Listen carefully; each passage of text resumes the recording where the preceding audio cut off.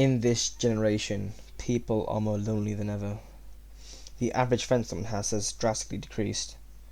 We crave just to be friends with someone, to be loved by someone, just for life to have meaning. So, what is the solution to this loneliness epidemic? And how did the world monetize this?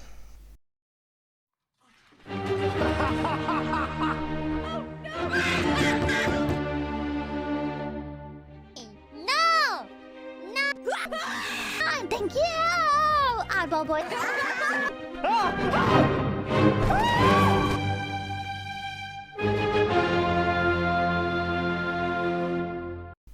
Parasocial relationships, meaning one-sided relationships. The term is actually much older than you think, used all the way back in 1956. Back then it was footballers and musicians.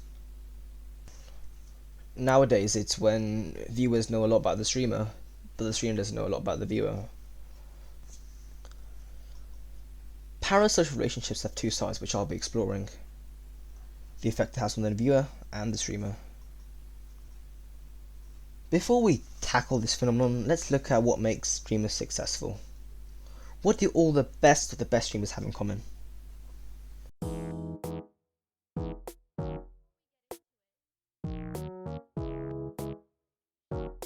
3 hours later.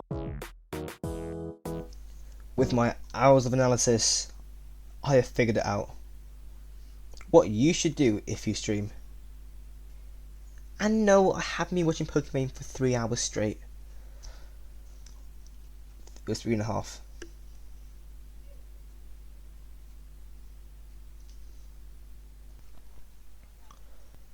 You see, when you stream, you have to worry about a lot of things.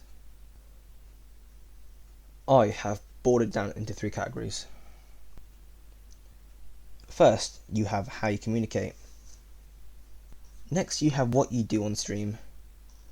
And the last, we have personality. First, let's look at how you communicate. And there are 3 main ways. Show your real face, use an avatar, or no face. As you may guess, using an avatar is probably the most popular way of streaming. You get the advantage of showing a reaction without revealing your identity.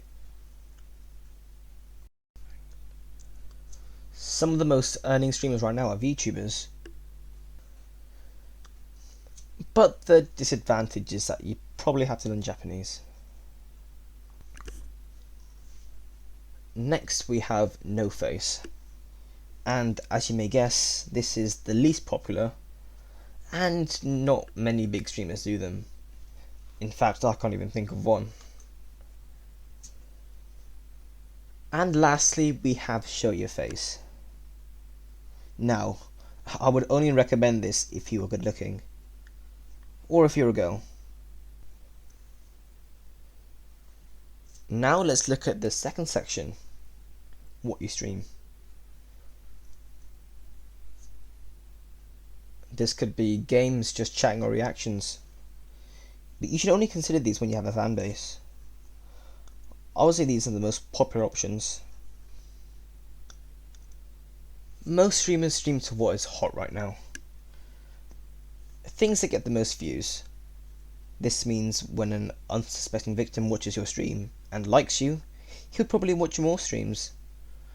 I'd recommend this when starting out. Third, we have personality. Now, there are a few routes here you can go down.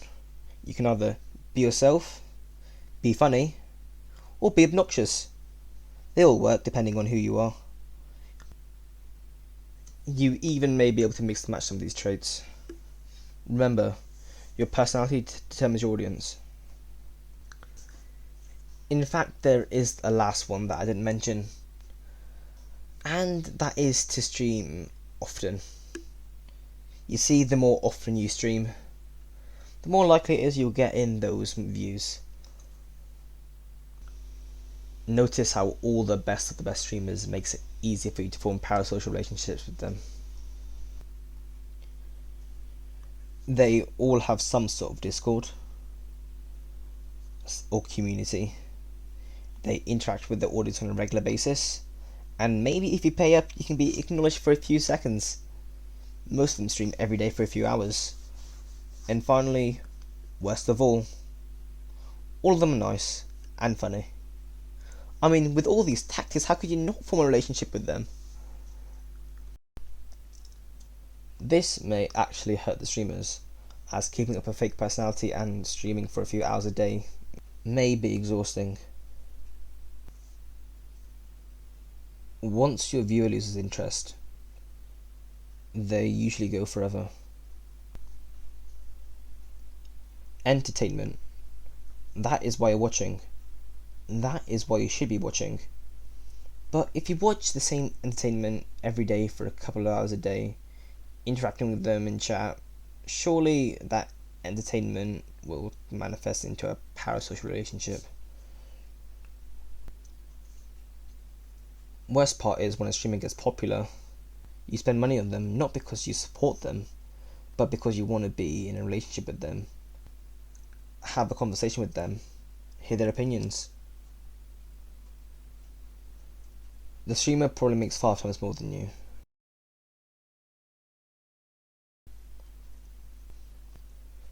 Most people that resort to this behaviour may say they don't need real life friends, because that emptiness is getting filled with internet friends.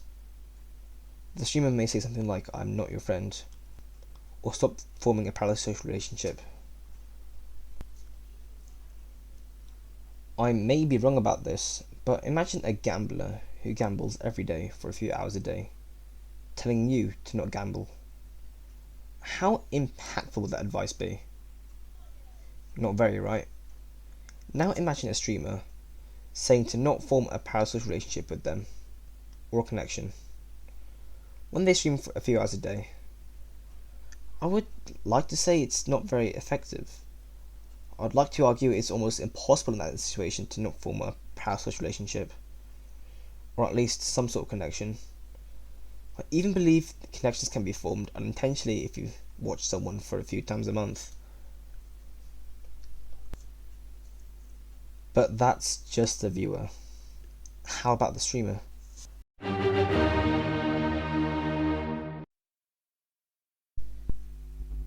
Many people, when they grow up, want to be a YouTuber or streamer. And why not? It pays well, you work from home, and you choose your hours. But most people that stream or make YouTube videos make less than minimum wage. In fact, only the 1% make it. Maybe even less. But you wouldn't know that, would you? Since everyone you're seeing has made so much success. It makes you have this false belief that it's easy and you can make it, when there is clear survivor bias going on. What if you don't make it? Imagine streaming for a while and cultivating an audience of 100 viewers, which, may I add, is very unrealistic, but let's go with it. You stream every day, barely making minimum wage. And what if you do make it? You have to keep up this persona every day for a few hours. Also, extra time is needed for YouTube and Twitter, and other socials. You may get a few bad comments among the sea of thousands you get. But, as humans, we focus on the negative more than the positive. In fact, seeing one bad comment may even ruin your day, and maybe put you in a worse mindset for the stream. This can be demoralizing for the streamer, and he may not want to do it anymore. This may be very hard to quit, because not only you're quitting your dream job, the community you spent years forming may disappear. You may never see again. To be a successful streamer, you have to make it easy for the viewer to form parasocial relationships with you. I have not even gotten to the worst part yet. The worst part is that when a parasocial relationship goes too far, the viewer may stalk and sometimes harm the streamer. This is mainly why parasocial relationships have a negative reputation. Some studies show the more time someone spends on the internet, the lonelier they are. The lonelier they are, the more likely they are to form parasocial relationships. the more time someone spends on parasocial relationships, the lonelier they become. It is a vicious, unending cycle. I should apologise here. The way I've been talking about these relationships may seem like they're bad and never good, but some parasocial relationships may be beneficial to you. You can talk about things you can't say to your friends or family, but they don't replace real friends. And sometimes parasocial relationships can be unhealthy, but usually people themselves don't realise that.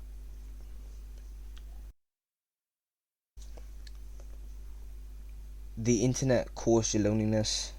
The internet will fix your loneliness.